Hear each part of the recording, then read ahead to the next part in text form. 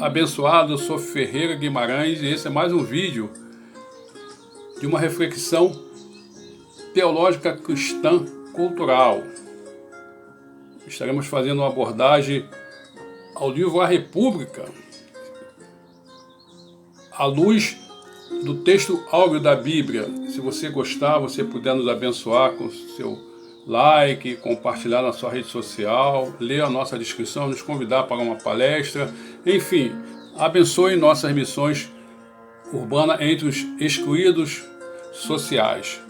O texto está em Salmos, de número 33, do 12 ao 19, no seguinte contexto, que diz que feliz é a nação que tem o Senhor como seu Deus, feliz o povo que Deus escolheu para ser dele. O Senhor Deus olha do céu e vê toda a humanidade, forma a sua mente e sabe tudo o que os seres humanos fazem.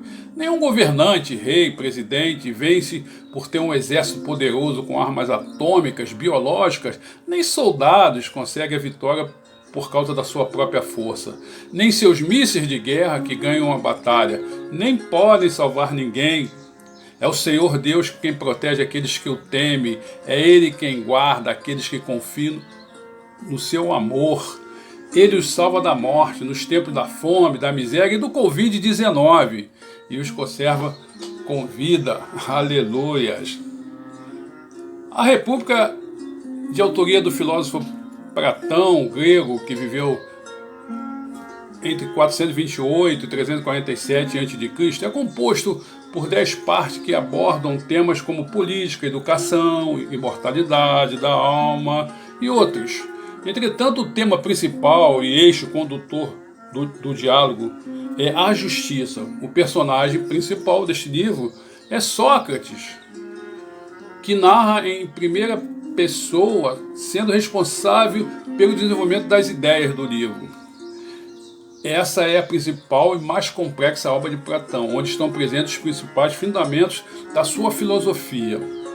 A República, Politeia ou Politeia, se você preferir em grego, idealizada pelo filósofo, se refere a uma cidade ideal chamada Calípolis, em grego cidade bela, onde é adotado um novo tipo de aristocracia, diferente da aristocracia tradicional, baseada em bens e na tradição. A proposta do filósofo é que esta possua como critério o conhecimento. A Calípolis estaria dividida em estratos sociais baseados no conhecimento e seria governada por um rei filósofo. Os magistrados responsáveis pelo governo da cidade seriam aqueles que possuíssem uma aptidão natural para o conhecimento e somente após um longo período de formação estariam preparados para ocupar os devidos cargos. Esse sistema de governo é chamado sofocracia, que vem da palavra grega sophros, sábio, e kratias, poder, e é representado como o governo dos sábios, dos filósofos, dos amigos do conhecimento. A morte de Sócrates influenciou para a continuidade da filosofia platônica. Motivou em parte a proposição de uma cidade ideal e a sua crítica à democracia do próprio Sócrates, presente nesta obra. Sócrates foi condenado à morte, acusado de heresia e corrupção da juventude ateniense. Foi julgado em um tribunal democrático, no qual participaram os cidadãos de Atenas. Interessante, foi executado pela própria democracia que ele mesmo criou. Igual no Brasil, né? Que só exterminam presidiários pobres e favelados. Já os bandidos políticos, governantes, juízes, corruptos e ricos, no máximo ficam em prisão domiciliar em suas mansões, jogando tênis, piscinas térmicas e uísque escocês, ou então se tornam bandidos de estimação dos políticos governantes. Ou eu estou enganado? Para Platão, a democracia é injusta por permitir que uma pessoa totalmente despreparada tenha o mesmo valor que uma pessoa competente, que estudou, que aprendeu política, para tomar deliberações políticas.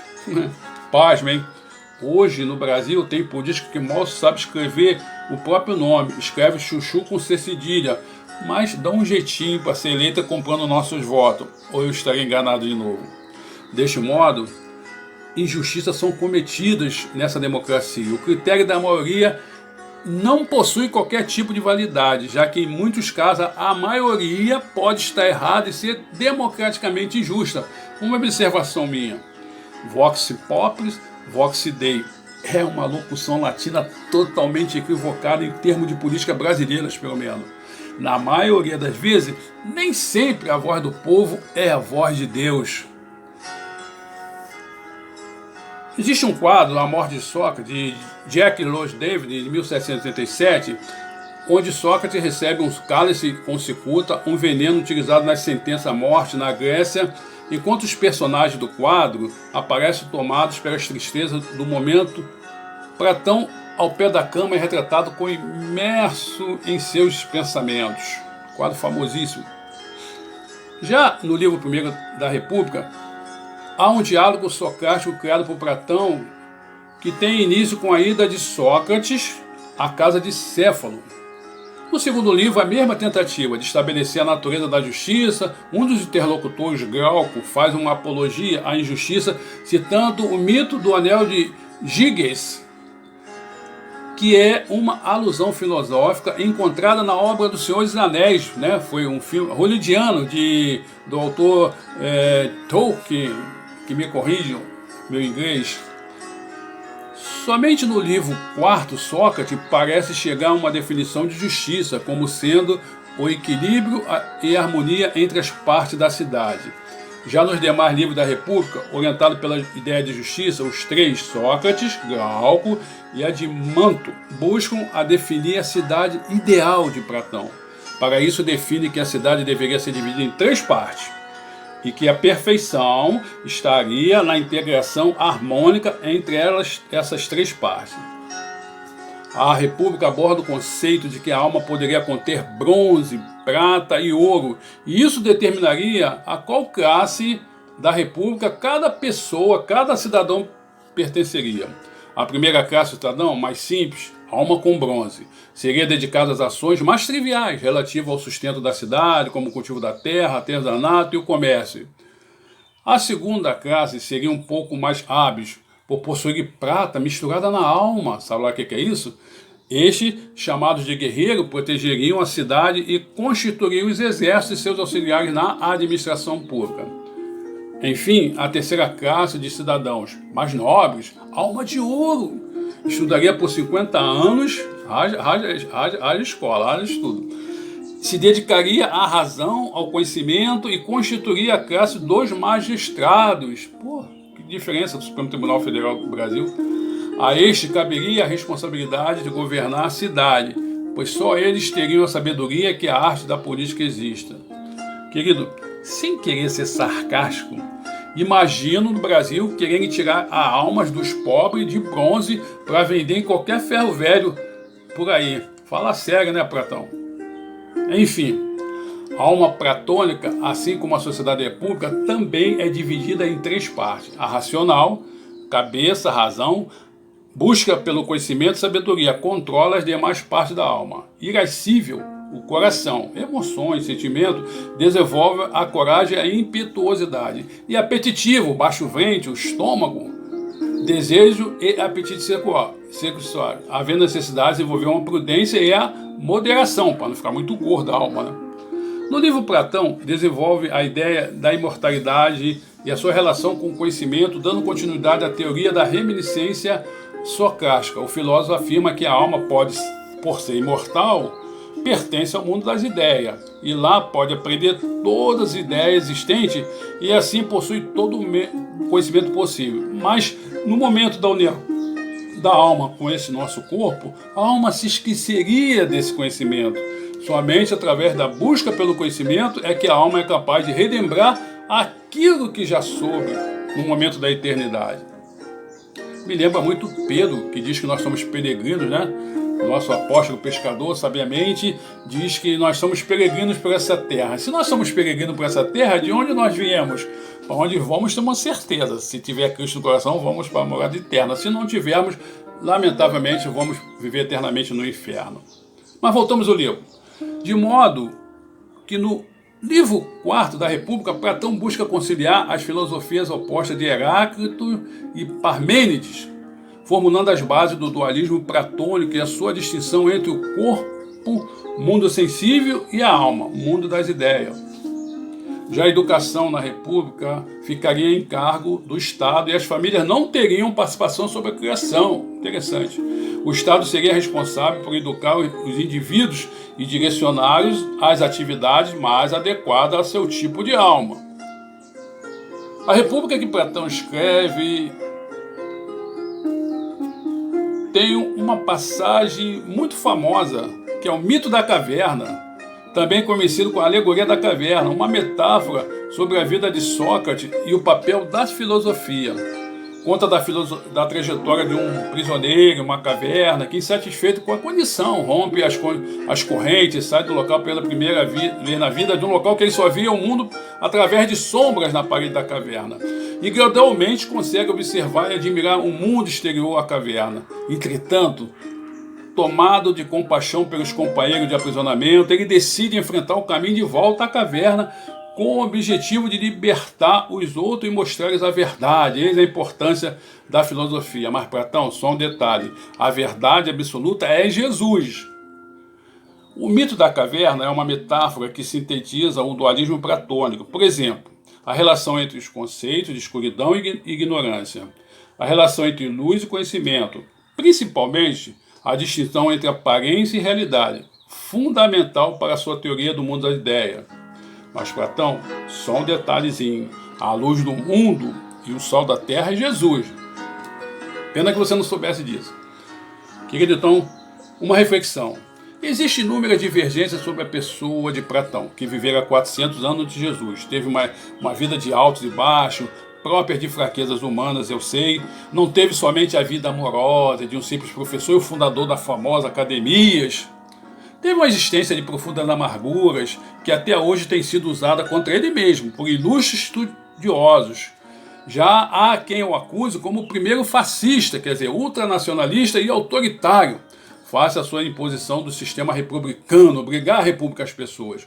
O ataque mais efetivo contra Platão está no livro A Sociedade Aberta e Seus Inimigos, de Karl Popper, me perdoe em inglês de novo. Também muito questionado por contestar, e como teólogo agora eu concordo com ele, nisso eu concordo com você, Platão, em gênero e grau. A democracia de Sócrates é totalmente preconceituosa, homofóbica, contra as mulheres e contra os escravos, totalmente terrível aquela democracia. E ainda Platão é questionado em seus acordos com tiranos da época. Ele fez acordo, ele ficou à disposição com a sua sabedoria a tiranos, a reis, a que massacravam o povo, onde acabou por interesse próprio para saciar a sua sede e seu ego, se embriagou com a bebida do poder, Platão. Você foi picado pelo vírus da pandemia da corrupção que até hoje contamina a maioria dos políticos brasileiros, pelo menos, juízes, promotores, defensores públicos e governantes desse Brasil.